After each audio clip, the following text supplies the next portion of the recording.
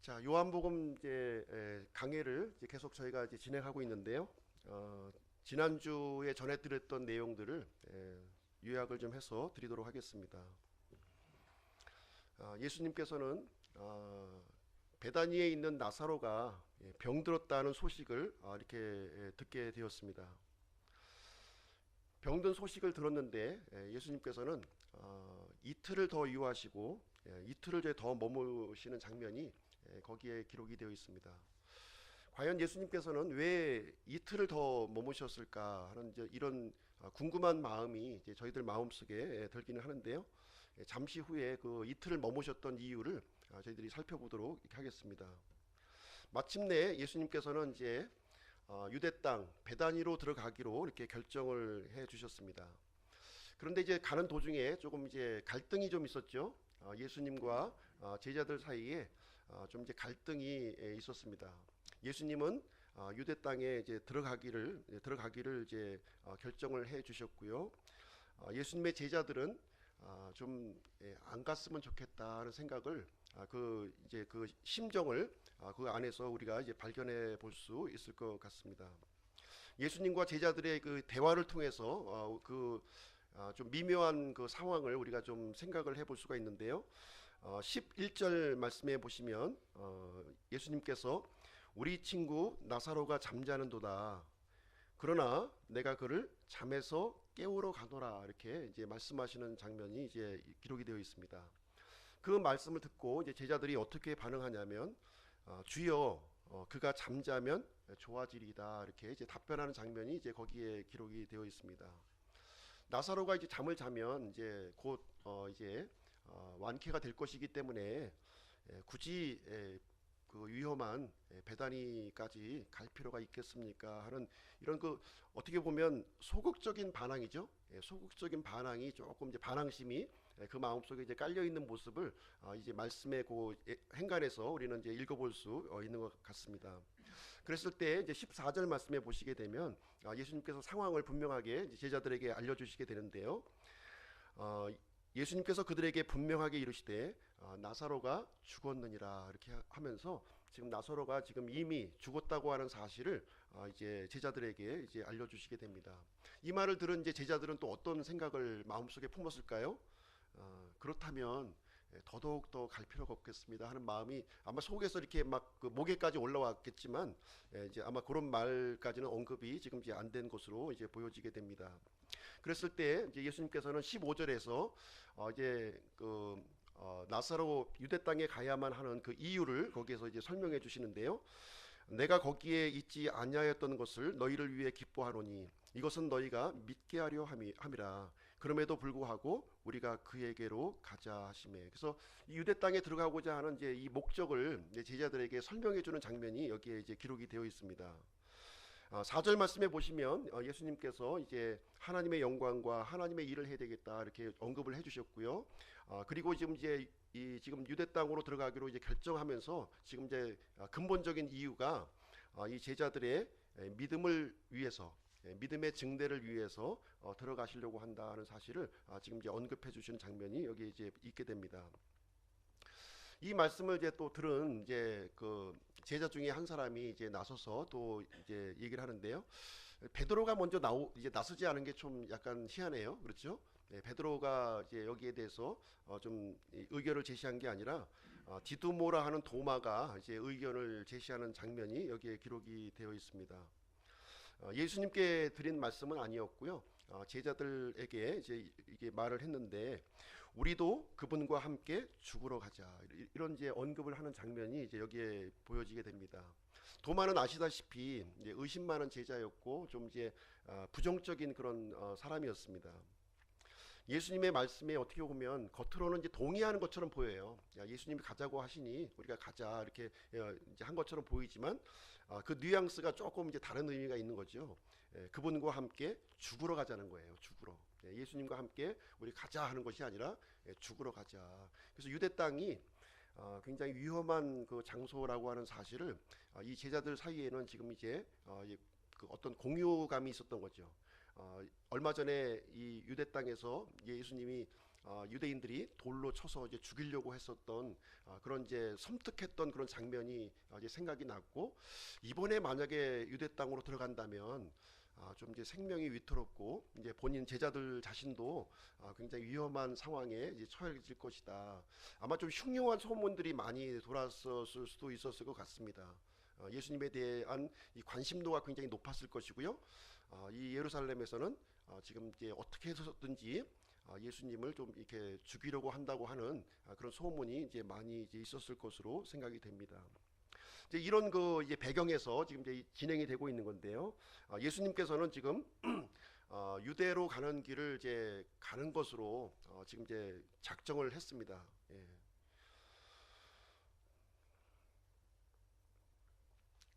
우리가 이제 예수님과 함께 가는 길이 이제 여러 가지 상황을 우리가 이제 만나게 됩니다.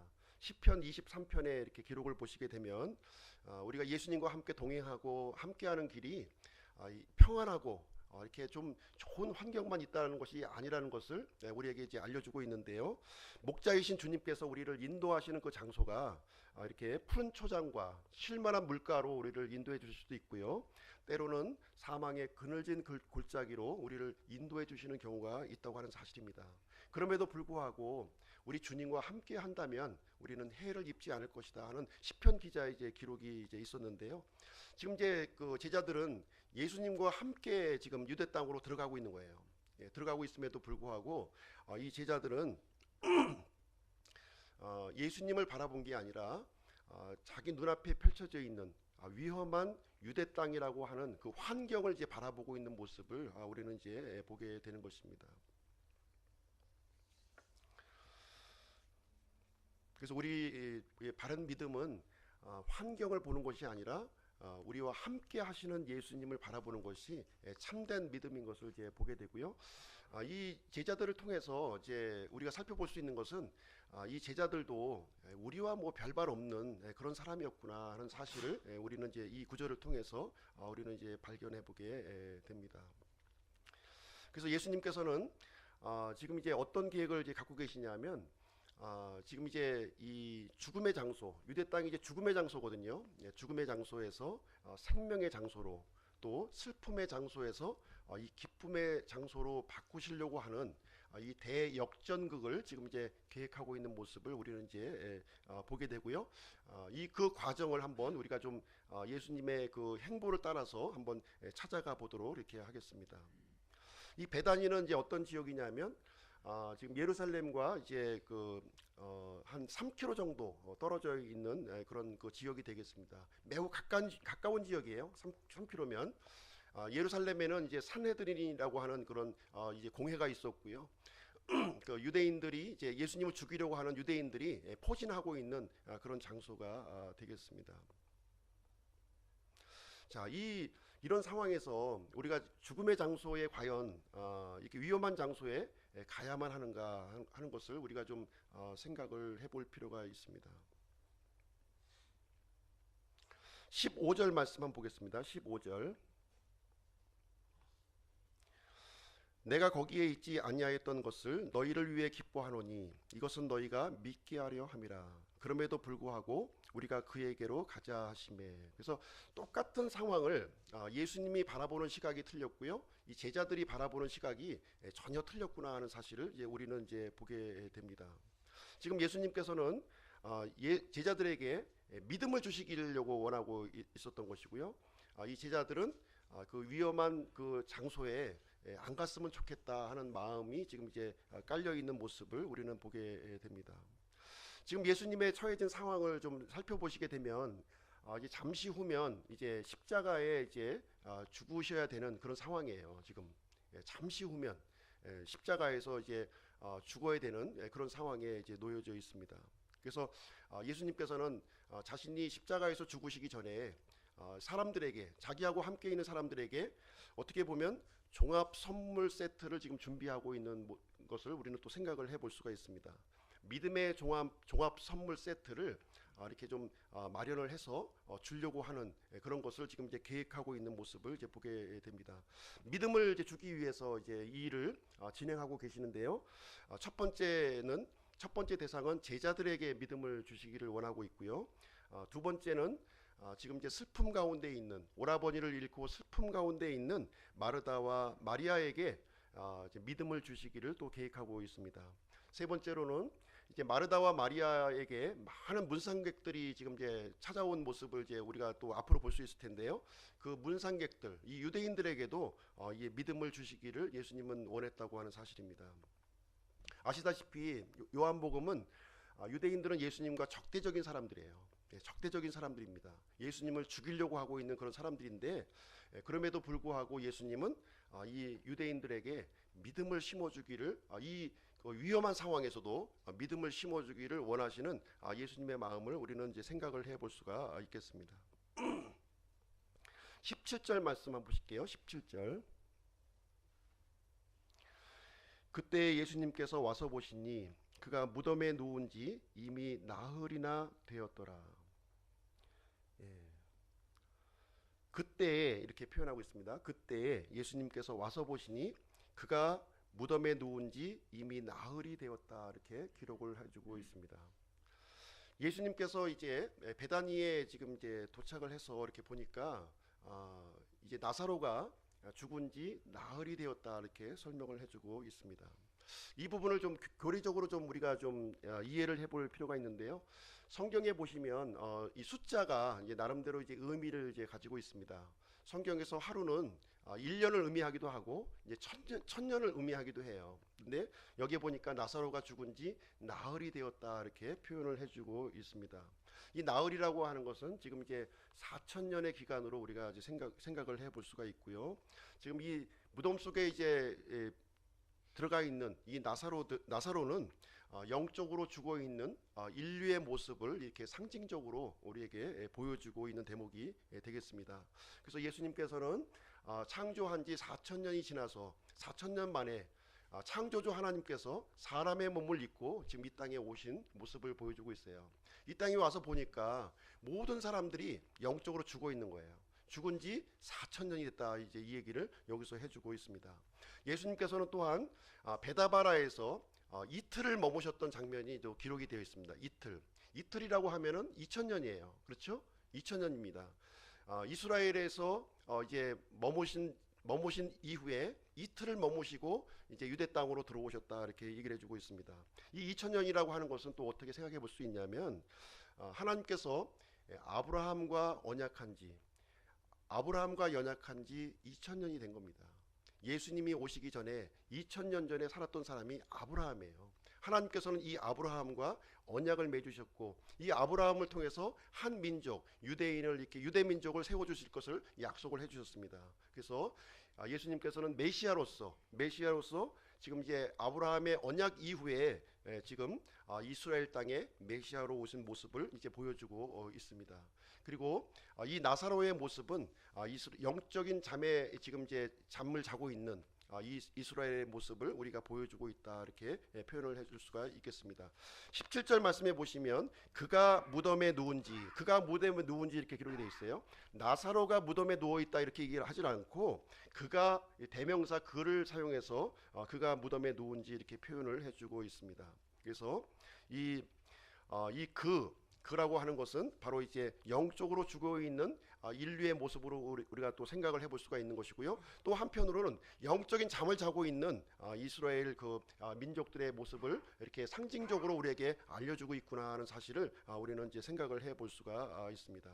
지금 이제 절체절명의 상황이에요. 예수님께서 이제 인류의 대속을 위해서 십자가 사건을 이루기 전에 바로 직전에 이제 이루어지는 그 상황에서 지금 이제 인류의 모습과 이스라엘의 모습을 지금 이제 단편적으로 지금 이제 이 17절 한 구절을 통해서 우리에게 말씀을 해주고 있는 것입니다. 이 무덤이라고 하는 것은 죽음의 자리예요. 죽음의 자리. 창조주 하나님께서 이 세상에 왔을 때 이 세상은 죄와 사망의 법이 이렇게 지배하고 있는 그런 상황에서 예수님께서 오셨고, 사실 이제 이 상황에서 예수님께서 어떠한 일을 할 것인가 하는 것을 지금 이제 계획하고 진행해 나가고 있는 모습을 이 요한복음 11장에서 우리에게 알려주고 있는 대목이 되겠습니다.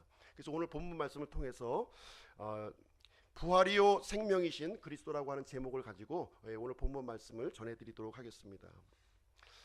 자, 죽은 지 나흘이 되었어요. 죽은 지 나흘이 된 사람 이 나사로가 과연 살아날 수 있을까요? 죽은 지 나흘이 됐습니다. 예. 이제 의사가 사망 선고를 내렸는데 나흘이 지나서 지금 이제 무덤 속에 들어가 있는 사람이 과연 살아날 수 있는가? 이것은 불가능한 일이에요. 상식적으로 논리적으로 생각해 봤을 때 전혀 불가능한 일입니다. 그럼에도 불구하고 우리는 성경 기록을 다 기록한 뒤에 상황을 우리가 알고 있기 때문에 이 나사로가 이 무덤 가운데서 부활했다고 하는 사실을 우리가 알고서 이제 이 말씀을 우리가 이제 읽어 내려가고 있는 것이 되겠습니다. 성경은 하나님께는 불가능이 없다, 어려운 일이 없다 이렇게 말씀을 해주고 있습니다. 성경 기록을 그대로 믿는 것이 이게 믿음이에요. 그렇지 않습니까? 성경 기록에 기록이 되어 있으면 그 말씀 그대로 믿는 것이 바로 우리의 믿음입니다. 내 머리로 이해가 가지 않아도, 내 상식적으로 이해가 가지 않아도 성경에 기록되어 있으면 그 말씀을 그대로 믿는 것이 바로 참다운 믿음입니다. 성경 기록에 보시게 되면 하나님께는 어려운 일이 없다 이렇게 말씀하고 있어요. 어려운 일이 없어요. 하나님께는 불가능이 없다고 우리에게 말씀해 주고 있습니다. 창세기 18장 14절에 보시게 되면 하나님께서 이제 이 아브라함과 사라를 이제 찾아오시는 장면이 이제 거기에 기록이 되어 있어요. 나이가 이제 사라의 나이가 이제 79세, 그리고 89세죠. 89세. 아브라함의 나이가 99세. 그래서 이제 그때 이제 하나님께서 나타나셔서 명년 내년에 아들이 있을 것이다 이렇게 이제 말씀하시는 장면이 이제 기록이 되어 있습니다. 그러다 보니까 믿을 수가 없는 거죠, 이 말을. 아브라함도 믿지 못하고 사라도 믿지 못하는 거예요.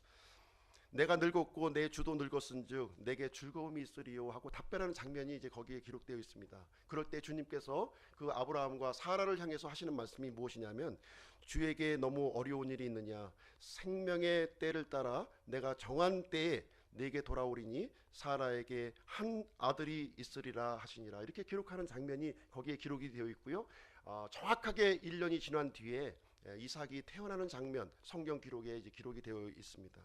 하나님은 어떤 분이시냐면 생명의 때를 정하시는 분이시라는 거예요. 아이를 낳을 수 없는 그 늙은 나이에도 불구하고 생명을 주실 수 있는 분이 누구냐, 바로 하나님이시다는 사실을 우리에게 알려주고 있습니다. 예레미야 32장 17절도 제가 한번 읽어드리겠습니다. 주 하나님이여 보시옵소서, 주께서 주의 크신 권능과 뻗은 팔로 하늘과 땅을 만드셨사오니 주께는 너무 어려운 일이 없나이다. 이렇게 이제 예레미야 대언자가 고백하는 장면이 거기에 기록되어 있어요.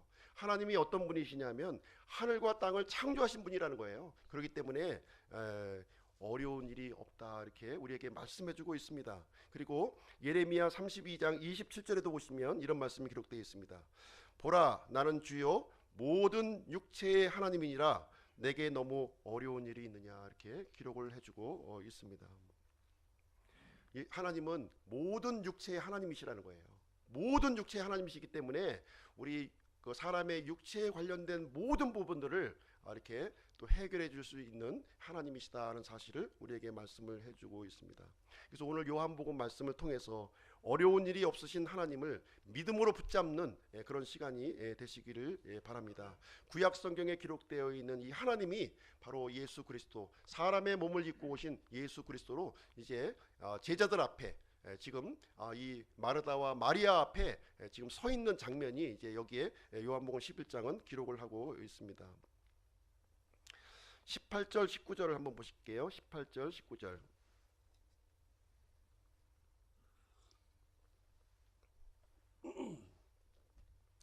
이제 베다니는 예루살렘에서 15스타디온쯤 떨어진 가까운 곳이므로 유대인들 중에 많은 자들이 마르다와 마리아에게 와서 그들의 오라비에 관하여 그들을 위로하더라.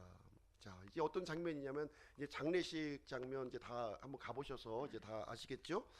이제 이 베다니는 예루살렘과 이제 15스타디온 떨어진 거리다 이렇게 말을 하고 있습니다. 스타디온이라고 하는 단어가 나오고 있는데요. 이제 라틴어로 이제 스타디움에서 나온 이제 단어예요. 스타디움 아시죠? 육상 트랙. 보통 이제 180 2m인가 이제 그 육상 출액을 의미하는 단어가 스타디움이에요. 그래서 스타디온 하게 되면 15스타디온이면은 이제 한 200m 잡고 1스타디온이 한 3km 정도 떨어졌구나 이렇게 생각을 하시면 되겠습니다. 개역 성경에는 이제 오리로 돼 있어요. 오리. 오리면 몇 킬로인가요? 오리. 심리가 몇 킬로죠? 심노가 4km. 오리면 2km 정도가 이제 그러니까 한 2, 3km 정도의 아주 근접한 그 위치에 있는 이 베다니 지금 마을을 지금 우리는 이제 연상을 해 볼 수가 있습니다. 거기에 이제 베다니에 많은 문상객들이 지금 이제 모여들었다는 거예요. 많은 문상객들이 이제 모여들었어요. 이런 사실들을 볼 때 보통 이제 정승집 개가 죽으면 이제 참 문지방을 밟을 수 없을 정도로 이제 많은 사람들이 있지만 정작 본인이 죽으면 이제 오지 않는다 이제 이런 말이 있지 않습니까? 근데 이 나사로가 죽었는데 굉장히 많은 사람들이 온 거예요. 굉장히 많은 그 유대인들이 여기를 이제 찾아왔습니다. 아마 좀 이제 그 여러 가지 우리가 좀 정확한 건 알 수가 없지만 이 사람들을 이렇게 초대하고 음식을 베풀고 뭐 이렇게 했던 것을 보았을 때 어느 정도 규모를 갖춘 이제 부유한 집이 아닌가 이런 생각을 하게 되고 또 부자라고 해서 또 다 이렇게 인품이 좋은 건 또 아니잖아요. 그럼에도 불구하고 이 나사로는 이렇게 좀 그 사람들에게 친절을 이렇게 베푸는 그런 집안이었구나 하는 사실을 이제 여기서 이제 알 수가 있는 대목이 이제 되겠습니다. 이 나사로라고 하는 단어가 구약 성경에 엘르아살이라고 하는 단어하고 이제 같은 단어라고 제가 말씀을 드렸어요. 같은 단어. 그러니까 이 라자로는 이 그리스식 발음이고요. 엘르아살은 이제 히브리식 발음이 이제 되는 거죠. 같은 단어예요. 그래서 이 라자로는 아마도 이 아론의 그 집안에 그 있는 그 제사장이 아닌가, 제사장 집안의 가문이 아닌가 하는 생각을 이제 가져보게 됩니다. 어쨌든 이제 베다니에 살고 있는 이 세 남매는 이제 굉장히 많은 사람들에게 이게 친절을 베풀었고요. 특별히 라자로의 죽음에 대해서 참 이렇게 슬퍼하고 이렇게 애통하는 사람들이 굉장히 많았고 또 예루살렘에 있었던 많은 유대인들까지도 이 베다니 마을에 와서 이제 문상을 하고 있는 장면을 우리가 이제 생각을 해볼 수가 있겠습니다.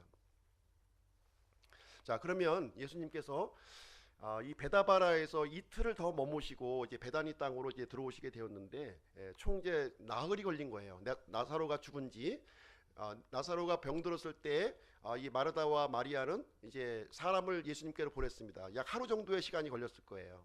그리고 예수님은 이틀 정도 이제 이 베다바라에서 머무셨고 다시 이제 오시는데 하루길 정도 이렇게 걸려서 총 이제 나흘이 이제 걸린 그런 상황이 이제 되겠습니다. 그럼 왜 이틀을 걸려서 이렇게 오셨는가 하는 것들을 한번 좀 생각을 해보게 되면 지금 이제 예수님께서는 어떤 큰 그 이 무대를 지금 열고 있는 거예요. 무대를 열고 있다 지금 이렇게 생각을 해보시면 될 것 같습니다. 그래서 이 나사로가 이제 죽었고요. 이제 무덤에 매장할 시간을 좀 이렇게 필요로 했다는 것을 좀 우리는 또 유추를 해볼 수가 있습니다. 그리고 이 마르다와 이 마리아가 좀 이렇게 아주 그 절망의 상황. 만약에 라사로가 죽자마자 이렇게 왔으면 굉장히 이렇게 그 마르다와 마리아는 정서적으로 흥분된 상태에 있을 수도 있어요. 너무 이 감정이 격안된 상태에서 어느 것도 진행할 수 없는 그런 상황에 놓이게 됩니다. 그러나 이 오라버니 나사로가 죽은 다음에 나흘 정도 지난 상황에서는 이제 이 오라비에 대한 슬픔도 있지만 어느 정도 그 슬픔이 좀 이렇게 좀 진정하게 되고 마음을 가다듬는 그런 그 시점이 되지 않았는가 하는 생각이 좀 들어지게 되고요. 그리고 이제 나사로가 죽으면서 이제 죽었다는 그 이 부고가 곳곳에 아마 전해졌겠죠. 그래서 이제 그 문상객들이 오는 시간이 또 필요했지 않은가 생각이 들어집니다. 그래서 이 조그만 이 베다니 이 마을에 이제 많은 사람들이 몰려든 거예요. 많은 사람들이 몰려들어서 예수님께서 무엇인가 여기서 진행하기에 이 공개적으로 진행하기에 좋은 환경들을 지금 이제 엮어가고 있구나 하는 사실을 이제 우리가 이틀을 더 머무신 그 내용을 우리가 한번 그 유추해서 생각을 해볼 수 있을 것 같습니다. 마침내 예수님은 이제 베다니에 도착했는데요. 베다니는 어떤 마을이라고 그랬습니까?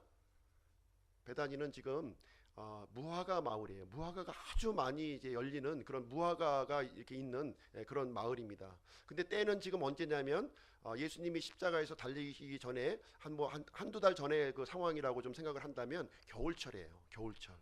겨울철.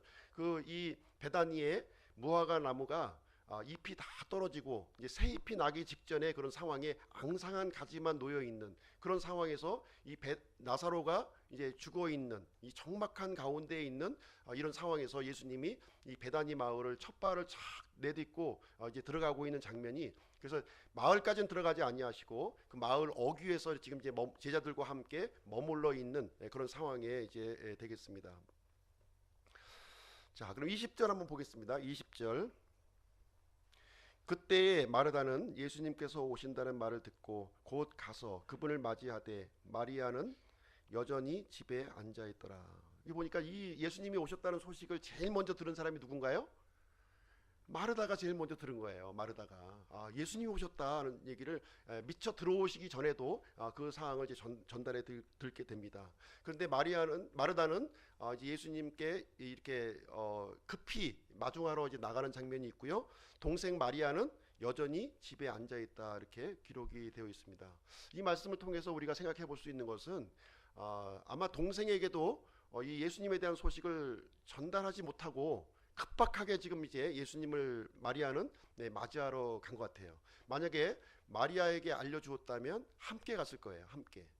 마리아도 예수님 오셨어요? 하고서 함께 갔을 텐데 아마 동생에게는 미처 소식이 전달되지 못했고 본인만 이제 급해서 그냥 먼저 주님께로 이제 달려가는 그런 상황이 이제 되겠습니다.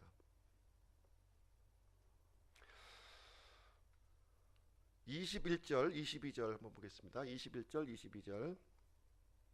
그때 마르다가 예수님께 이르되 주여 주께서 여기 계셨더라면 내 오라버니가 죽지 아니하였으리이다. 그러나 이제라도 주께서 무엇이든 하나님께 구하면 하나님께서 그것을 주께 주실 줄 내가 아나이다 하니. 자, 마르다는 지금 이제 오라버니를 이제 잃은 그 고통스러운 그 날을 나흘을 보냈어요. 나흘. 모든 심신이 아마 다 이제 기력이 다 쇠해져 있는 상황이었지만 예수님이 오셨다는 그 소식을 듣고 다시 힘을 내서 예수님께로 이제 찾아갔고요. 제일 먼저 마르다가 이제 예수님께 드렸던 말씀이 어떤 내용이냐면 21절에 이제 거기에 기록이 되어 있습니다. 예수님께 이르되 주여 주께서 여기 계셨더라면 내 오라버니가 죽지 아니하였으리라, 이렇게 기록하고 있습니다. 주께서 여기 계셨더라면 이제 어떤 표현일까요? 어떻게 보면 주님이 그 전에 나사로가 죽기 전에 계셨더라면 아마 나사로가 지금 죽지 않고 살아 있을 수도 있을 것이다 하는 그런 생각을 좀 할 수도 있을 것 같습니다. 어떻게 보면 좀 아쉬움도 있고요. 그 이미 일은 이제 벌어졌고 이제 오빠는 이제 무덤에 묻혀 있는 상태인데 어찌할 수 없는 상황이고, 이런 상황에서 좀 뭔가 좀 지난 날의 아쉬움이 좀 있는, 어떻게 보면 본인에 대한 자책감도 좀 있지 않나, 그런 생각을 이제 갖게 됩니다. 이럴 줄 알았으면 좀 더 오빠한테 좀 잘해 주었을 걸, 아마 좀 말도 좀 고분고분 좀 하고 먹을 것도 좀 지난번 빼돌려서 이렇게 했는데 좀 같이 나눠 먹을 걸 하는 이런 생각하면서 여러 가지 좀 이렇게 회한의 이런 그런 감정이 뒤섞여 가지고 예수님을 만나자마자 이제 예수님이 그때 계셨으면 우리 오라버니가 혹시 죽지 않았을 수도 있었을 텐데요 하는 이런 아쉬움의 표현이 이렇게 볼 수가 있습니다. 그리고 이제 무엇이든 하나님께 구하면, 지금이라도 이제 무엇인가 하나님께 구하면은 이제 능력의 원천이 하나님께 있다고 하는 사실을 알고 있었어요, 이 마르다가. 그래서 지금이라도 하나님께 구하게 되면 이제 하나님께서 또 좋은 길로 우리를 인도해 주시지 않겠나, 이런 마음을 가지고 예수님을 이제 붙드는 장면이 이제 여기에 기록이 되어 있습니다. 이러한 이제 마르다의 이 말에 대해서 예수님은 이제 충격적인 답변을 이제 해주시게 되죠. 어떻게 답변을 해주시냐면 23절, 24절에 이렇게 답변을 해주시게 됩니다. 예수님께서 그녀에게 이르시되 내 오라비가 다시 일어나리라 하시니라. 마르다가 그분께 이르되 마지막 날 부활 때에 그가 다시 일어날 줄 내가 아나이다, 이렇게 기록하는 장면이 여기에 기록되어 있어요. 예수님은 내 오라비가 다시 일어나리라 이렇게 말씀해 주셨고요. 마르다는 그것을 이제 당장 살아나는 걸로 이제 이해한 것이 아니라 마지막 날에 언젠가 이제 부활할 때 다시 일어나지 않겠습니까 하는 식으로 답변하는 장면이 이제 있습니다. 예수님은 지금 이제 분명하게 나사로의 육신적인 부활을 지금 이제 언급하고 있는 것이고요. 마르다는 미래에 일어날 일로 지금 이제 이해하고 이제 받아들이고 있습니다. 이 유대인들은 지금 어떤 믿음을 갖고 있었냐면 이제 이 사람들이 죽으면 아브라함의 품으로 들어간다 이렇게 생각을 하고 있었어요. 지하에 있는 아브라함의 품으로 이제 가게 된다. 그리고 이제 미래의 어느 날인가 마지막 날에 이제 악인의 부활과 선인의 부활이 있다 하는 것을 이제 그 스스로 이제 믿고 있었던 사실을 알고 있고요. 이 마르다는 그 신앙 고백을 예수님 앞에 이제 하는 장면이 여기 기록이 되어 있습니다. 성경의 부활 프로그램에 대해서 잠깐 좀 말씀을 좀 드리도록 하겠습니다. 성경의 부활 프로그램. 이 성경의 부활 프로그램은 이제 어떻게 진행이 되냐면 모든 사람들은 다 죽죠. 모든 사람들은 다 죽습니다. 근데 죽음으로 끝나지 않는다. 성경은 우리에게 말씀을 해주고 있는 거예요. 죽음 이후에는 이 악한 사람이든 선한 사람이든 막론하고 다 부활할 것을 우리는 말씀을 해주고 있습니다. 우리 지금 이제 육신이 다 무덤으로 가죠. 그렇지만 그것이 끝이 아니라는 거예요. 그 뒤에 영원한 세상이 우리에게 펼쳐지는 것을 성경은 우리에게 말씀해 주고 있습니다. 성경의 부활은 두 단계로 진행이 된다 이렇게 얘기를 해주고 있어요. 두 단계. 첫 번째 부활과 두 번째 부활이에요. 첫 번째 부활과 두 번째 부활. 첫 번째 부활은 뭐냐면 의인의 부활입니다. 의인의 부활. 두 번째 부활은 악인의 부활이에요. 악인의 부활. 첫 번째 부활은 생명의 부활입니다. 두 번째 부활은 저주의 부활이에요. 첫 번째 부활은 좋은 거고요. 두 번째 부활은 나쁜 거예요. 첫 번째 부활로 이제 들어가셔야 되는 거예요. 두 번째 부활 절대로 들어가시면 안 되는 겁니다. 그리고 첫 번째 부활이 일어나는 시기와 두 번째 부활이 일어나는 시기가 달라요. 첫 번째 부활이 일어나는 시기는 언제냐면 예수님이 재림하실 때 그때 첫 번째 부활이 이루어지게 됩니다. 두 번째 부활은 언제 이루어지냐면 천년 왕국이 끝난 다음에 그때 부활이 이루어지게 됩니다. 첫 번째 부활한 사람들이 가는 처소가 있는데요. 그 장소는 새 예루살렘 성이에요. 그리고 두 번째 부활했던 사람들이 가는 곳은 어디냐면 불호수로 들어갑니다. 그래서 절대로 두 번째 부활에 참여하시면 안 되는 거예요. 우리는 어떻게 하든지 결사적으로 첫 번째 부활에 참여해야 되겠다 이런 생각을 가져야 되는 것입니다. 이 첫 번째 부활은 또 이제 세 단계로 또 이렇게 진행이 됩니다. 세 단계 한 번에 첫 번째 부활이 다 이루어지는 게 아니에요. 두 번째 부활은 한꺼번에 이루어지지만 첫 번째 부활은 시기적으로 나누어서 이렇게 세 단계로 이렇게 진행이 됩니다. 첫 번째 부활은 뭐냐면 이것은 이제 성경에서 추수로 좀 비유해서 우리에게 설명해주고 있습니다. 추수할 때 보시면 첫 열매 수확이 있고요. 그 다음에 본 알곡 수확이 있고, 그 다음에 이제 이삭줍기가 이렇게 있어요. 그런 것처럼 부활도 세 단계를 거쳐서 진행이 됩니다. 첫 열매 부활이 있고요. 첫 열매 부활은 뭐냐면 예수님께서 십자가에서 죽으시고 3일 만에 부활하신 그것을 첫 열매 부활이라고 합니다. 앞으로의 모든 부활이 있을 것을 예시적으로 지금 이제 보여주고 있는 부활이 첫 열매 부활이에요. 그 다음에 이제 알곡 부활이 있어요. 알곡 부활. 이것은 교회 시대가 끝났을 때 예수님께서 공중 재림하실 때 그때 이루어지는 것이 알곡 부활이 되겠습니다.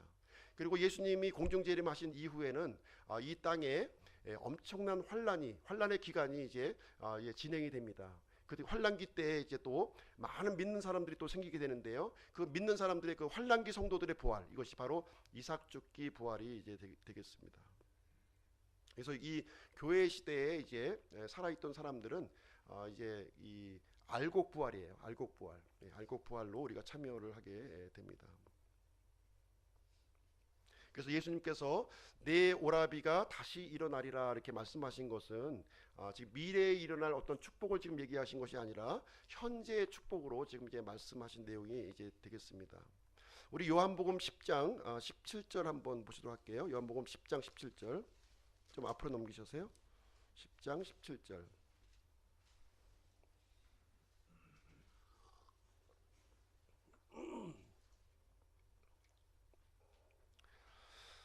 17절 18절 같이 한번 읽어보겠습니다.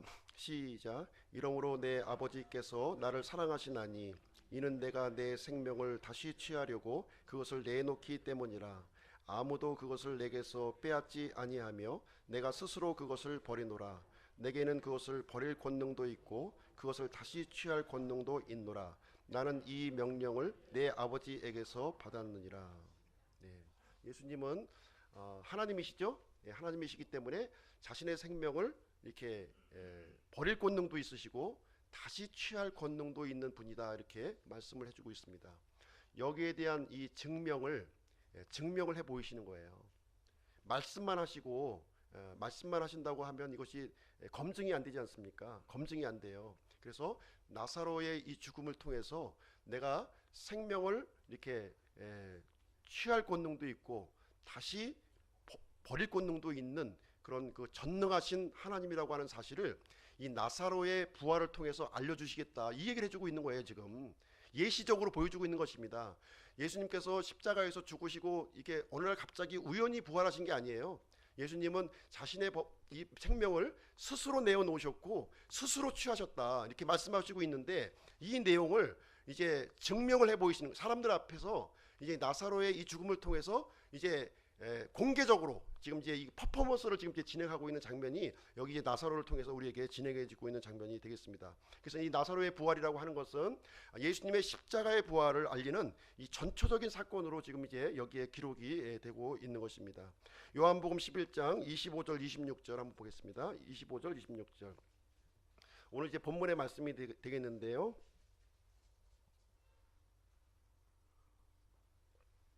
중요한 내용이니까 이제 같이 한번 읽어보겠습니다. 시작. 예수님께서 그녀에게 이르시되 나는 부활이요 생명이니 나를 믿는 자는 죽어도 살겠고 누구든지 살아서 나를 믿는 자는 결코 죽지 아니하리라. 이것을 내가 믿느냐 하시니. 예.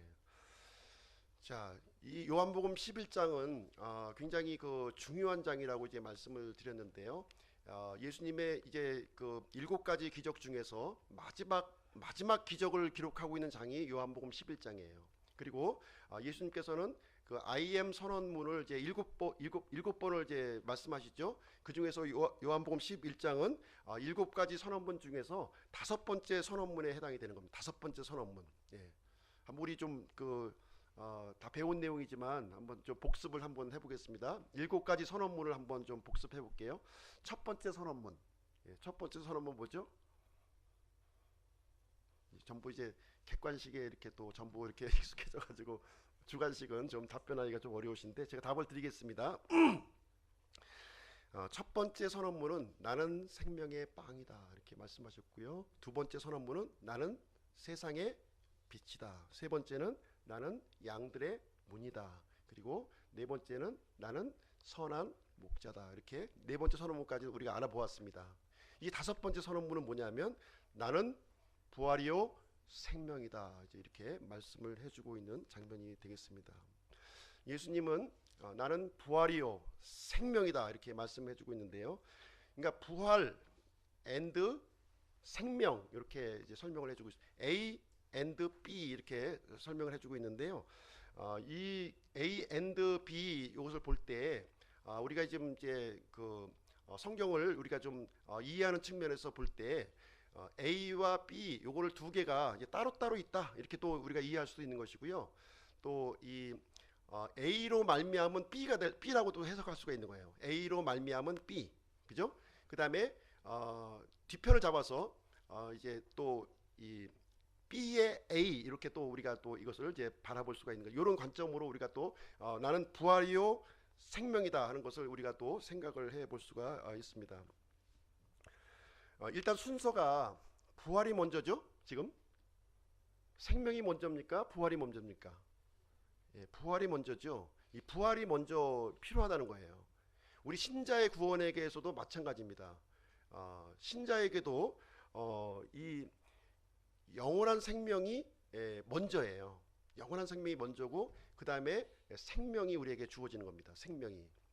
지금 현재 우리가 갖고 있는 생명은 어떤 생명이에요? 죽는 생명이죠. 죽는 생명이에요. 이제 하나님께서는 우리에게 영원한 생명을 주기를 원하는 겁니다. 죽지 않는 생명을 이제 주기를 원하시는 것인데 부활이요 생명이다 이렇게 설명을 해주고 있습니다. 요한복음 5장 24절 한번 볼게요. 요한복음 5장 24절.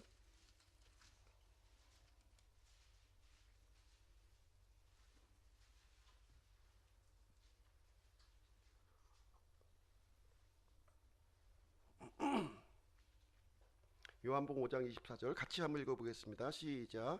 진실로 진실로 내가 너희에게 이르노니 내 말을 듣고 또 나를 보내신 분을 믿는 자는 영존하는 생명이 있고 또 정죄에 이르지 아니하리니 사망에서 생명으로 옮겨졌느니라. 예. 여기서 내 말을 듣고 또 나 보내신 이 하나님을 믿는 자는 영존하는 생명이 있다는 거예요. 영존하는 생명을 먼저 받는 거예요. 그다음에 받고 그다음에 어떤 일이 이루어졌냐면 사망에서 생명으로 옮겨졌느니라 이렇게 기록을 해주고 있습니다. 첫 번째 영존하는 생명 받고 그다음에 우리가 이제 사망에서 생명으로 우리가 이제 바뀌어졌음을 얘기해주고 있습니다. 그래서 부활이요 생명이라고 하는 말은 무슨 얘기냐면 죽음에 굴복하지 않는 생명이에요. 과거에 우리가 믿기 전에 가지고 있었던 이 생명은 죽을 수밖에 없는 생명이었어요. 멸망할 수밖에 없는 생명이었습니다. 그러나 이제 예수 그리스도를 믿음으로 말미암아 우리에게 주어지는 이 그 생명은 이제 죽음에 굴복하지 않는 그 생명임을 우리에게 말씀해 주고 있습니다. 그리고 그리스도의 부활을 통해서도 이제 부활이요 생명이라는 말씀을 우리가 또 생각해 볼 수가 있는데요. 예수님께서 이제 그 십자가에 죽으시기 전에 가져셨던 이 생명은 사람들에게 나누어 줄 수 없는 생명이었어요. 나누어 줄 수 없는 생명. 그러나 예수님께서 십자가에서 죽으시고 부활하신 다음에는 이 생명을 나누어 줄 수 있는 생명이 되었다는 겁니다. 부활 이후에는 나누어 줄 수 있는 생명이 된 거예요. 그래서 한 알의 밀이 땅에 떨어져 죽어야만 많은 열매를 맺는다는 거예요. 이 밀알이 땅에 떨어져서 하나로 그냥 있으면 그대로 하나로 남아 있는 거예요. 그러나 이 밀이 썩어서 이렇게 죽어서 다시 이렇게 싹이 올라오면 많은 열매가 맺는 것처럼 그 많은 그 생명을 나누어 줄 수 있는 생명으로 변화되는 생명이 바로 부활이요 생명의 그 생명이 되겠습니다. 그리고 그리스도의 재림 때에도 마찬가지 현상이 일어납니다. 먼저 죽은 사람의 부활이 먼저 일어나고요. 그 다음에 살아있는 사람들이 몸이 영화로운 몸으로 변화되는 순서를 우리에게 말해주고 있어요. 부활 그 다음에 생명 이것을 우리에게 알려주고 있는 말씀이 되겠습니다. 그래서 이 부활이요 생명은 영화로운 생명이라는 거예요. 영화로운 생명. 그래서 이 부활이요 생명은 죽음에 굴복하지 않는 생명이요 그리고 나눠줄 수 있는 생명이요 영화로운 생명임을 우리에게 알려주고 있습니다. 그리고 이제 이것은 순서뿐만 아니라 이것도 이제 수식을 또 해주는 거예요. A와 B는 또 수식을 또 해주는 모습을 우리가 볼 수가 있습니다. 이 부활의 생명은 부활의 생명이라는 거예요. 부활의 생명. 그냥 생명이 아니라 부활의 생명임을 우리에게 부활로 말미암은 생명이라는 거예요. 부활로 말미암은 생명. 이제 예를 한번 좀 들어볼게요. 이 비슷한 예가 이제 어떤 예가 있냐면 은혜와 진리라고 하는 이 단어에서 우리는 살펴볼 수가 있어요. 은혜가 있고 진리가 있고 따로따로 있는 게 아니에요. 물론 따로따로도 있지만 여기서 순서를 또 생각해 볼 수 있고요. 은혜로 말미암은 이 진리를 또 우리가 생각해 볼 수가 있습니다. 이것을 따로따로 보시면 안 된다는 겁니다. 이렇게 은혜로 말미암은 진리를 우리에게 주시고자 하는 것입니다. 진리만 주어졌다면 뭐예요? 진리만 주어졌다면 이거는 율법이에요.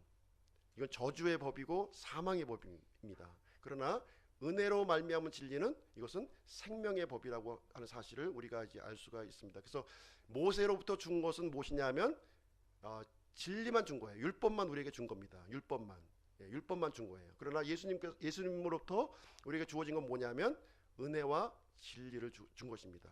은혜와 진리를 따로따로 준 것이 아니라 은혜로 말미암은 진리를 우리에게 주셔서 생명이 되게끔 해주셨다 이렇게 보시면 되겠습니다.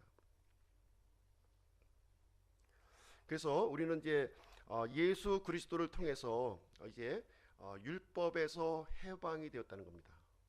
율법에서 해방되었어요. 그리고 은혜 안으로 들어가는 그런 존재가 되었다는 말씀입니다. 그래서 예수님께서 내가 부활이요 생명이다 이 말은 우리에게 죽지 않는 생명, 영원한 생명, 영원하운 생명, 사람들에게 이렇게 나누어 줄 수 있는 생명으로 이렇게 우리에게 말씀을 해주고 있습니다. 그래서 우리가 예수님을 믿기 전에는 나사로와 같이 이게 사망 가운데 있었어요. 사망, 죽음 가운데 무덤 속에 묻혀 있었던 그런 존재였고 사망의 법에 지배받는 그런 존재였습니다. 그러나 예수님을 믿고 난 다음에는 우리는 부활의 생명을 우리가 받게 되는 겁니다. 부활의 생명. 예수님을 통해서 받는 것은 부활의 생명이에요. 죽을 수 있는 생명이 아니라 부활의 생명. 죽음을 뚫고 일어나는 이 파워풀한 생명이 바로 예수님을 통해서 주어지는 생명이 되겠고요. 이것은 생명의 법에 지배받는 거예요. 우리가 믿기 전에는 사망의 법에 지배받았죠. 이제 믿은 후에는 생명의 법에 우리는 지배받는 그런 존재로 만들어 주셨는데 바로 예수님이 어떤 분이시냐면 부활이요 생명이신 그 분이라는 사실을 여기에서 언급해 주고 있습니다. 은혜로 말미암은 진리, 부활을 통한 생명, 이거 소유하기를 원하십니까? 이 주 예수 그리스도를 통해서 우리에게 주어지는 생명이 바로 이 생명이라는 것을 얘기해 주고 있는 거예요. 우리 육신의 부모를 통해서는 죽을 수 있는 생명만 받았어요. 그러나 예수 그리스도를 통해서 받는 생명은 부활의 생명이라는 거예요. 죽을 수 없는 생명, 영원한 생명, 영화로운 생명을 우리에게 가지고 있습니다. 그래서 우리가 가지고 있는 이 생명은 나눠줄 수가 있어요. 나눠줄 수가 있어요. 우리의 이 말씀을 전도함을 통해서 그 생명을 우리가 갖고 있는 이 생명을 나누어 줄 수 있는 귀한 일이 우리에게 이루어지게 되었습니다. 그래서 예수님께서는 이제 나사로의 이 부활을 통해서 이제 예수님의 이 부활로 말미암아 이루어지게 될 그 일을 예시적으로 지금 이제 보여주려고 하시는 그런 장면으로 보시면 되겠습니다. 25절 26절 다시 한번 제가 읽어드릴게요. 예수님께서 그녀에게 이르시되 나는 부활이요 생명이니 나를 믿는 자는 죽어도 살겠고 누구든지 살아서 나를 믿는 자는 결코 죽지 아니하리라. 이것을 내가 믿느냐 이렇게 질문을 하고 있습니다. 믿으십니까? 예. 여기 보시면 나를 믿는 자는 죽어도 산다 이렇게 했습니다. 나를 믿는 자는 죽어도 산다.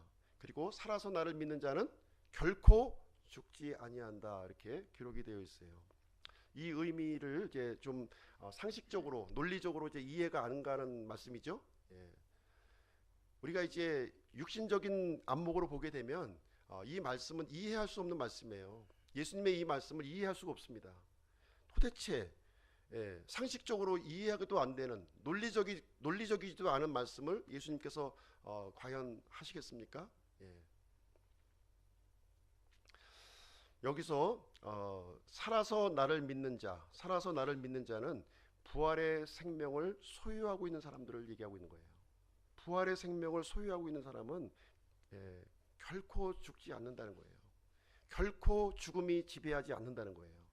부활의 생명, 예수 그리스도를 통해서 부활의 생명을 소유하는 사람들은 비록 육체는 죽을지 모르겠지만 우리 주님께서 주신 이 영화로운 생명은 결코 쇠하지 않고 결코 멸망하지 않는 그 생명이라고 하는 사실을 우리에게 말씀해 주고 있는 것입니다. 그리고 이 부활의 생명을 소유한 사람은 죽어도 산다는 거예요. 지금 나사로와 같이 지금 무덤 속에 갇혀 있어도 다시 그 죽음을 뚫고 이렇게 일어난다는 겁니다. 일어나는 거, 그것을 얘기해 주고 있는 거예요. 부활의 생명을 소유한 사람들에게 지금 예수님께서는 지금 하시는 말씀이 되겠습니다.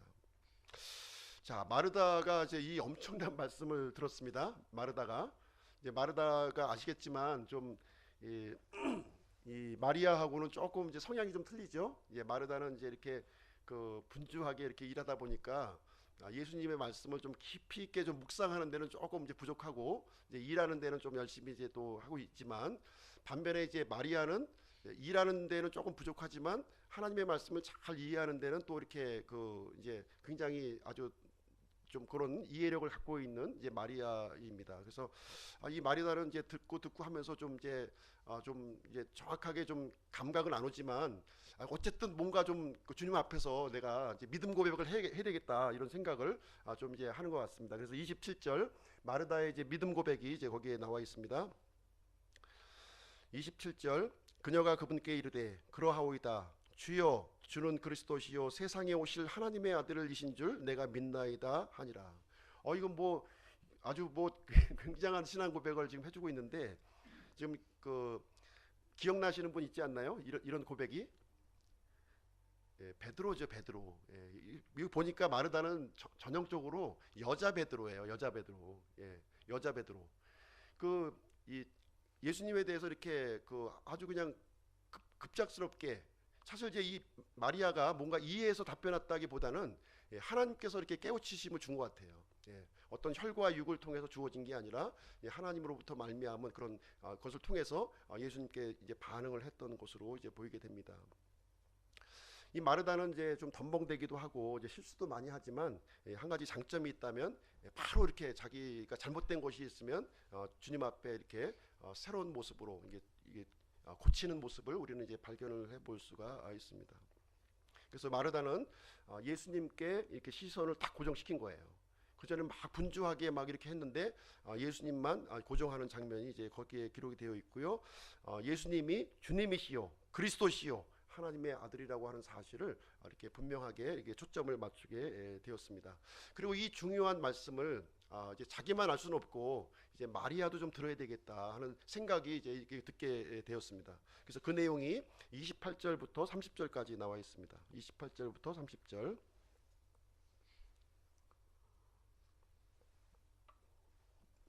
제가 읽어드리겠습니다. 이렇게 말하고 그녀가 자기 길로 가서 은밀히 자기 동생 마리아를 불러 이르되 선생님께서 오셔서 너를 부르신다 하니 그녀가 그 말을 듣고 급히 일어나 그분께 가더라. 이제 예수님께서는 아직 고을로 들어오지 아니하시고 마르다가 그분을 맞이했던 곳에 계시더라. 자, 마리아에게 드디어 예수님의 소식이 이제 전해졌습니다. 마리아는 예수님에 대한 소식을 듣자마자 급히라고 하는 단어가 지금 반복돼서 언급되고 있는데요. 예수님께로 이렇게 움직이게 됩니다. 예수님이 계신 장소는 아직까지 고을 어귀에 이제 있었는데 그 어귀까지 이제 달려가고요. 예수님은 마리아가 오기까지 계속해서 기다리고 있는 장면이 여기에 기록이 되어 있습니다.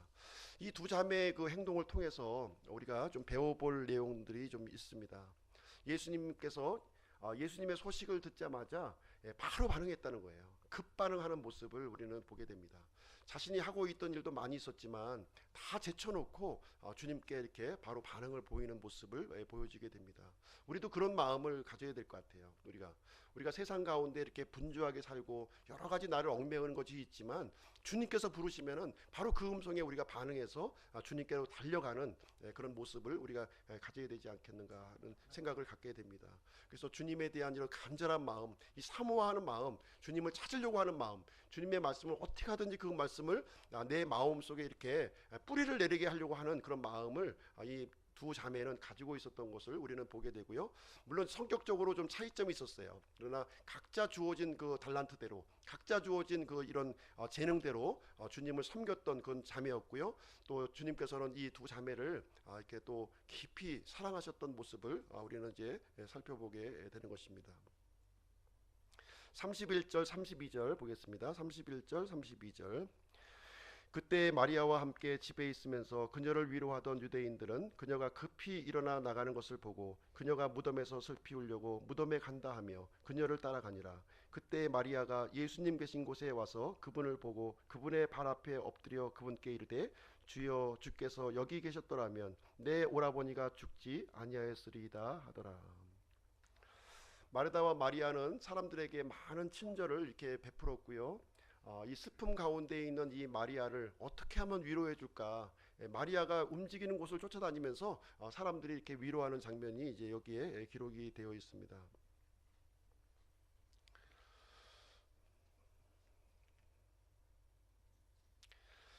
우리가 이제 장례식장을 우리가 좀 요즘에 이제 많이 가보게 되는데요. 이제 여러 가지 풍경을 우리가 좀 살펴보게 됩니다.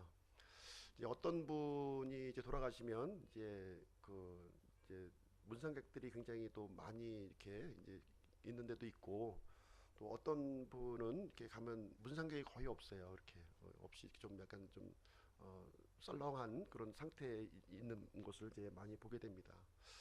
이제 우리 어떻게 보면 이제 장례식장의 모습이 우리 삶의 성적표가 아니겠는가 하는 생각이 들어요. 정승집 개가 죽으면 이제 뭐 사람들이 이제 많이 몰린다 이렇게 했는데 정작 본인이 죽었을 때 본인이 내가 이제 하나님의 부르심을 받고 우리가 이제 주님 앞에 갔을 때 다른 사람들이 내 인생을 내가 살아온 인생을 어떻게 이렇게 참 생각을 할 것인가 하는 것들 한번 생각을 한번 해볼 필요도 있는 것 같아요.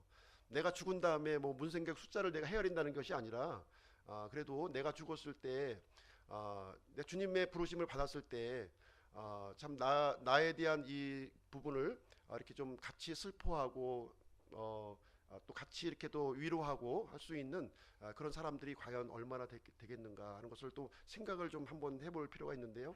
이 나사로의 죽음에는 굉장히 이렇게 많은 사람들이 이렇게 또 슬픔을 이렇게 함께했던 모습을 보게 되고요. 또 이제 다음 구절에서도 우리가 나오겠지만 예수님께서도 이 나사로의 이 죽음에 대해서 또 함께 슬퍼했던 모습이 또 기록이 되어 있어요. 하나님도 이렇게 슬퍼하고 또 사람들도 슬퍼하는 모습, 이것이 그 인생의 바른 성적표가 아니겠는가, 그런 생각을 좀 이제 해보게 됩니다. 그래서 우리가 살아있는 동안에 이 삼남매처럼 우리가 선행도 베풀고 우리가 또 친절도 베풀고 그런 우리가 진리를 추구하지만 이 진리가 이렇게 밖으로 좀 이렇게 드러났으면 좋겠어요. 밖으로 드러나는 삶이 됐으면 좋겠다는 생각을 제가 갖게 됩니다. 우리 한번 저기 데살로니가 전서 1장을 한번 가서 보시겠습니다. 데살로니가 전서 1장.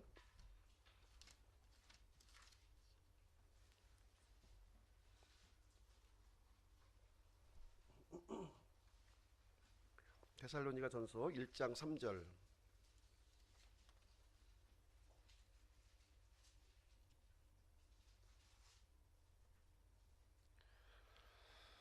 같이 한번 읽어보시죠. 시작. 하나님 곧 우리 아버지의 눈앞에서 우리 주 예수 그리스도 안에 있는 너희의 믿음의 행위와 사랑의 수고와 소망의 인내를 끊임없이 기억하기 때문이니.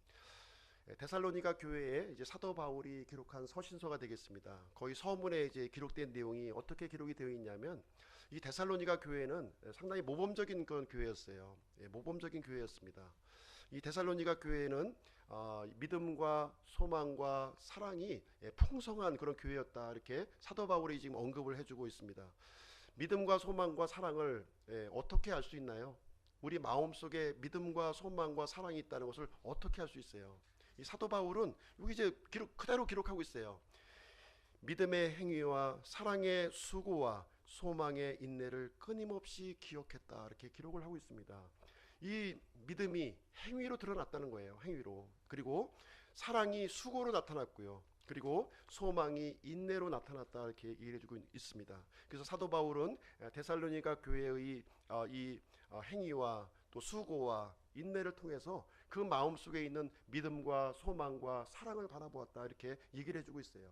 우리가 하나님을 이렇게 믿는 가운데, 진리를 추구하고 있는 가운데, 거룩한 삶을 추구하고 있는 가운데 우리가 나타나야 될 것이 있다는 거예요. 반드시 필연적으로 나타나야 될 것이 있다는 거예요. 바르게 우리가 거룩함을 추구하고 바르게 진리를 추구하면서 우리가 살아가고 있다면 반드시 우리 마음속에 드러나는 것이 있다는 것입니다. 하나님을 믿는다고 하는 것은 우리가 상식의 범주를 벗어나지 않는 거예요. 상식을 벗어나시면 안 됩니다. 이 나사로 같은 경우에도 하나님으로부터 인정을 받았고 또 사람들로부터 좋은 평판을 받는 모습을 볼 수가 있는 거예요. 우리가 믿음 생활하면서도 우리가 하나님으로부터도 우리가 인정받는 삶을 살아야 되겠지만 사람들로부터도 인정받는 그런 삶을 살아야 되겠구나 하는 마음을 우리가 좀 가질 필요가 있다고 생각을 합니다. 그래서 우리가 예수님을 더욱더 믿어가면서 우리의 마음이 이렇게 점점 모나지는 것이 아니라 둥글둥글하게 되고 이렇게 따뜻해지고 서로가 포용해주고 감싸줄 수 있는 그런 모습으로 우리가 변화되어야 되지 않겠는가. 그렇게 했을 때 그런 부분이 알려진다는 거예요. 사람들에게 멀리 있는 그 데살로니가 교회의 이 상황이 멀리 있는 사도 바울에게까지도 이게 알려지고 그 기억하고서 이 편지를 기록하는 장면이 여기에 기록이 되어 있습니다. 32절을 통해서 이제 이 마리아와 마르다의 고백이 동일합니다. 동일한 고백을 하고 있어요. 근데 차이점이 하나 있습니다. 차이점. 동일한 고백을 하고 있는데 그 차이점이 하나 뭐냐면, 이 마리아는 그분의 발 앞에 엎드려 그분께 이르되, 이렇게 해서 그분의 발 앞에 엎드리는 장면이 거기에 있어요. 마르다는 이제 엎드리지 않았거든요. 엎드리지 않았지만 물론 땅바닥이라 엎드리지 않았는지 모르겠는데요. 하여튼 이 마리아의 경우는 예수님의 발 앞에 이렇게 엎드리는 장면이 이렇게 있습니다. 그래서 항상 마리아의 모습은 예수님의 이 발치에서 이렇게 머물러 떠 있는 모습, 말씀을 들을 때도 이렇게 발치에 있었고요. 항상 예수님의 발치에서 이렇게 경배하고 있는 이 아름다운 모습을 마리아는 우리에게 보여주고 있음을 우리는 보게 됩니다. 그래서 예수님은 우리의 그 연약함을 돌보실 수 있는 분이에요. 참 얼마나 절망적이겠어요. 지금 오라버니가 참 죽었고 참 모든 세상이 다 무너지는 것과 같은 그런 상황에서 참 미어지는 이 아픔을 예수님께서는 이제 돌보실 수 있는 그런 분이시고요. 또 그 슬픔을 함께 나눌 수 있는 분이 바로 예수님이다, 이렇게 말씀해주고 있습니다. 필요할 때마다, 우리가 필요할 때마다 은혜를 베풀 수 있는 분이 바로 예수님이시라는 사실을 이 마리아는 잘 알고 있었다고 하는 사실이 되겠습니다. 히브리서 4장 16절에 보시면 우리가 긍휼을 얻고 필요한 때에 도우시는 은혜를 얻기 위해 은혜의 왕자로 담대히 갈 것이니라, 이렇게 기록을 해주고 있습니다. 우리의 삶이 힘드십니까? 나 홀로 어려운 짐을 이렇게 지고 가고 있다, 이렇게 생각을 하고 있지는 혹시 않으십니까? 내가 지고 있는 짐이 너무나 무겁지는 않은가요? 또 내 마음을 아프게 하고 힘들게 하는 그런 사람들은 혹시 있지 않습니까? 우리 주님께 그 무거운 짐을 우리가 내어 드렸으면 좋겠습니다.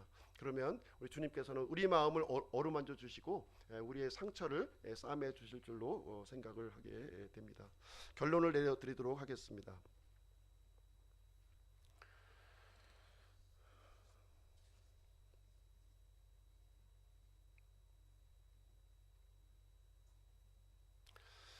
죽음에서 부활하신 분만이 우리에게 참된 생명을 주실 수가 있어요. 지금 현재 우리가 갖고 있는 생명은 이 멸망하는 생명을 우리가 소유하고 있습니다. 그러나 죽음에서 부활하신 예수 그리스도께서는 우리에게 참된 생명, 죽음에 굴복하지 않는 생명, 죽음을 뚫고 일어나는 생명, 죽음이 지배하지 못하는 그 생명을 우리에게 주실 수가 있습니다.